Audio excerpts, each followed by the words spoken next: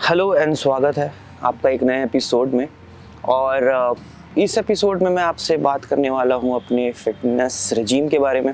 मेरे को याद है मैंने आपसे कहा था कि मैं अपना फिटनेस वर्कआउट शेड्यूल आपके साथ शेयर करूंगा, लेकिन उससे पहले मैं चाहता हूं कि मैं अपने फिटनेस रिजीम के बारे में आपको बताऊं जो मैं फॉलो करता हूं और जिससे मुझे रिजल्ट्स भी मिल रहे हैं। मेरा फिटनेस रिजीम जो है वो बहुत डिफरेंट है। मैं कोई normal bro split workout follow नहीं करता हूं।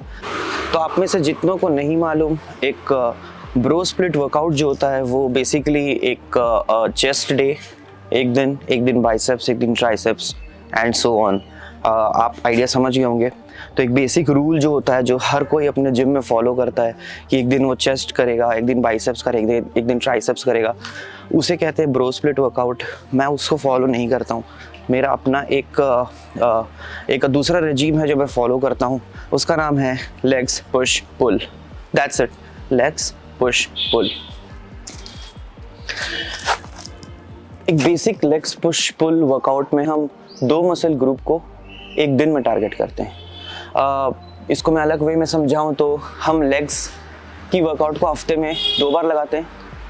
पुश की वर्कआउट, एक बेसिक पुश वर्कआउट में चेस्ट आ जाता है, शोल्डर्स आ जाते हैं, ट्राइसेप्स आता है। तो इन तीनों को एक दिन में लगाना और हफ्ते में 2 दिन लगाना पुश को, एंड देन पुल में बेसिकली बैक, बाइसेप्स और शोल्डर की रियर डेल्ट्स की वर्कआउट होती है। तो हम बेसिकली हफ्ते में अगर 2 बार इसको लगाते हैं, एक ही मसल ग्रुप को एक हफ्ते में हम 2 बार जब टारगेट करते हैं तो इसके रिजल्ट्स बहुत ज़्यादा अच्छे होते हैं। तो मेरी जो फिटनेस रजीम है that is legs push pull. एक दिन हम लेग्स का मारते हैं। लेग्स में basically quads, hamstrings and calves की एक्सरसाइजेस होती हैं। पुश में आपकी चेस्ट, आपके शोल्डर्स, फ्रंट शोल्डर्स और ट्राइसेप्स की एक्सरसाइज होती है। और एक पुल, बेसिक पुल एक्सरसाइज में आपकी बैक कवर होती है, आपके बाइसेप्स कवर होते हैं और पेक डेल्ट्स कवर होते हैं। शोल्डर का पीछे का जो भाग होता है वो कवर होते हैं। और इनके साथ ही आप एब्स और ट्रैप्स को भी जोड़ सकते हैं। इससे पहले कि मैं आपके साथ वो पूरा फिटनेस रजीम, पूरी एक्सरसाइजेस शेयर करूं, मैं आपको बताना चाहता हूं कुछ बेनिफिट्स जो एक लेग्स पुश पुल के वर्कआउट रजीम में आप पाएंगे। तो कुछ बेनिफिट्स है, जैसे कि सबसे पहला बेनिफिट है बेटर रिजल्ट्स। सो डेफिनेटली जब आप एक मसल ग्रुप को हफ्ते में सिर्फ एक बार टारगेट करते हैं तो जो मसल की रिकवरी होती है वो केवल एक बार होती है। मसल केवल एक बार ट्रेन हो रहा है हफ्ते में, तो रिजल्ट्स कंपैरेटिवली आपको आधे मिलेंगे। दूसरा है स्पीडी रिकवरी। सो मैंने ये भी पाया कि जब मैं पहले ब्रो स्प्लिट वर्कआउट लगाता था तो मेरी बॉडी की रिकवरी है जो वो स्लो होती थी, लेकिन अब जब मैंने अपने बॉडी को थोड़ा सा ज़्यादा एक्सर्शन देना शुरू किया है, मेरी रिकवरी फास्ट हो गई है काफ़ी। मैं नेक्स्ट डे अपने आप इस बात को फील करता हूँ कि मैं वर्कआउट के लिए रेडी हूँ। मुझे बस प्रॉपर नींद की ज़रूरत होती है और उसके बाद मैं रेडी रहता हूँ। तीसरी चीज़ है एक बैलेंस्ड ट्रेनिंग। सो जनरली जब हम ब्रो स्प्लिट वर्कआउट लगाते हैं हम केवल एक मसल ग्रुप को ट्रेन करते हैं, यानी कि सिंपल अगर हम चेस्ट को ट्रेन कर रहे हैं तो हम काफ़ी ज़्यादा फोकस चेस्ट पे कर देते हैं। अब बेसिकली अगर आप ब्रो स्प्लिट वर्कआउट लगा रहे हैं तो आप चेस्ट की कम से कम 5 या 6 एक्सरसाइजेस तो करेंगे ही। 5 से 6 एक्सरसाइज एक मसल ग्रुप के लिए ओवर ट्रेनिंग होती है, क्योंकि आपके अगर आपने प्रॉपरली चेस्ट लगाया है तो 1 या 2 या मैक्सिमम 3 एक्सरसाइजेस के बाद आपका जो मसल है वो फटीग की पोजीशन में चला जाता है। आप थक जाते हैं और जिस एंथुसियाज्म और जितना माइंड कनेक्शन के साथ आपको आगे के मसल ग्रुप को ट्रेन करना है आप उसे नहीं कर पाते हैं। तो मेरे हिसाब से ये एक बैलेंस्ड वे में आपकी बॉडी को डील करता है।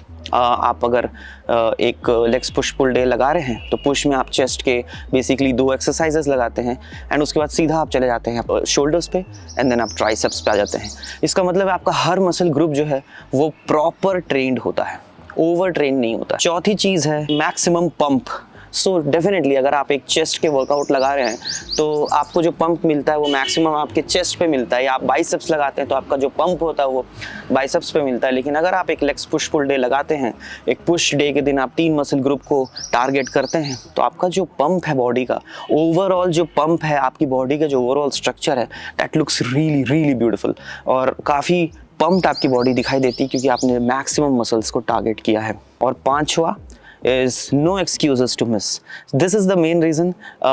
No excuses to miss का मतलब ये है कि जब हम कोई एक मसल ग्रुप हफ्ते में एक बार टारगेट करते हैं तो होता ही है कि जनरली हम उसे मिस कर देते हैं एंड मैंने मैक्सिमम पाया लेग्स के दिन मैं मिस कर देता हूँ।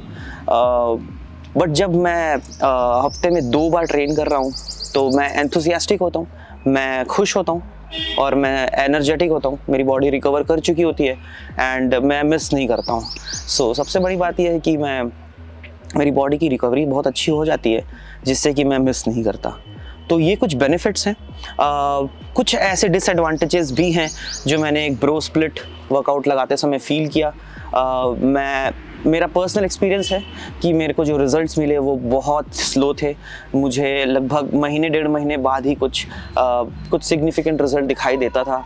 मेरे फ़ैट लॉस की जर्नी में सब कुछ बहुत स्लो था एंड मुझे एक्चुअली रिज़ल्ट्स मिल नहीं रहे थे। लेकिन अगर आपको एक लॉन्ग टर्म रिज़ल्ट्स चाहिए, स्टैमिना भी बिल्ड करना है, पावर भी बिल्ड करना है, तो आपको एक लेग्स पुश पुल वर्कआउट लगाना चाहिए and that is a really good thing.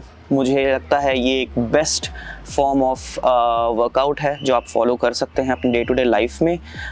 इसके नेक्स्ट वीडियो पे मैं आपके साथ शेयर करूँगा प्रोग्रेसिव ओवरलोड के बारे में। प्रोग्रेसिव ओवरलोड क्या होता है और आप इसे कैसे कर सकते हैं। जब आप प्रोग्रेसिव ओवरलोड भी सीख जाएंगे एंड उसके बाद हम अपने पूरा फिटनेस एक्सरसाइजेस पे जाएंगे इन डेप्थ और हम ये डिस्कवर करेंगे कि क्या क्या एक्सरसाइज लगाने से क्या क्या फ़ायदा होता है। So thank you so much for being on this video और मैं मिलता हूँ आपसे अपने अगले वीडियो में। तब तक के लिए take care and keep yourself healthy. Bye bye.